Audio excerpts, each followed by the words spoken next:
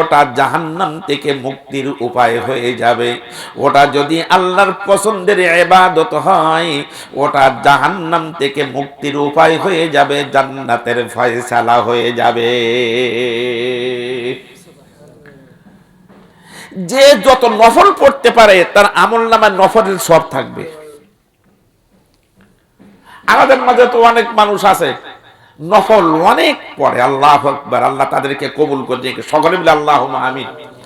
নফল নামাজ যত পড়বে তত ভালো, কারণ হাদিস পাকের মধ্যে আসছে যদি হিসাব আল্লাহ পাকের দরবারে হিসাব নিতে গিয়ে যখন ফরজের কমতে এসে যাবে, ফরজ আল্লাহর কাছে কম এসে গেছে, তখন আল্লাহ ফেরেশতাদেরকে বলেন দেখো তো আমল নামায় নফল আছে কিনা।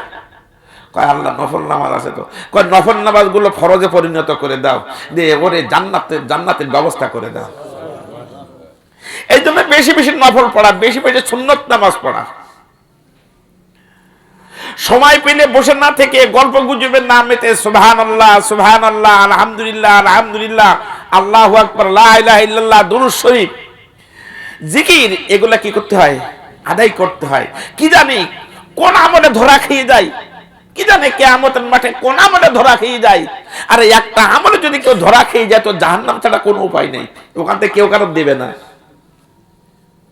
ওখানে কেউ কারো লা ইয়াতাকাল্লামুনা ইল্লা মান আযিনা লাহুর রাহমানু ওয়া ক্বালা সাওয়াবা। কেউ কারো দেবে না, কেউ কারোর সঙ্গে কথাও বলবে না।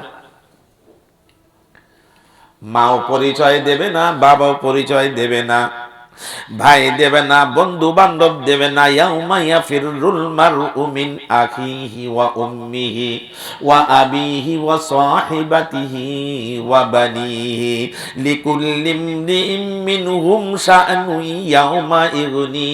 কেউ কারোর পরিচয় দেবে না, ওখানে নিজের পরিচয় থাকবে,